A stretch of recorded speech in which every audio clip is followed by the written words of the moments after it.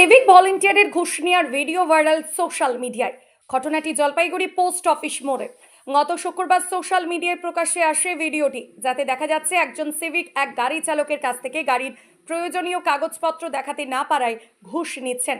অভিযুক্ত সিভিক ভলেন্টিয়ারের নাম কানু রায়। ঘটনাটি প্রকাশ্যে আসায় নড়ে চড়ে বসে জলপাইগুড়ি জেলার পুলিশ। অভিযুক্ত সিভিক ভলেন্টিয়ার এবং তার সাথে কর্তব্যরত এক পুলিশ অফিসারকে বরখাস্ত করা হয়।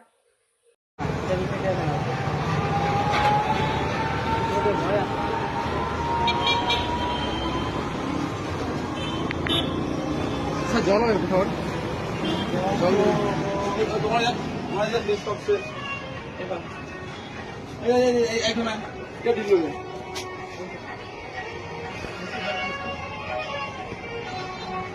দিলে হারে গেছে জল হয়ে ওই যে 3000 টাকা ছিল উঠানোর জন্য 100 টাকা চার্জ দিয়েছে দোকানে।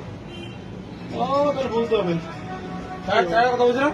হ্যাঁ চার বছর না না 3000 কথা হচ্ছে 3000 কথা হচ্ছে ডাক দিন তোমার নাই নাই আমাদের 1 টাকা নেই আর যা ছিল একদম খালি পকেটে একদম কিচ্ছু নেই।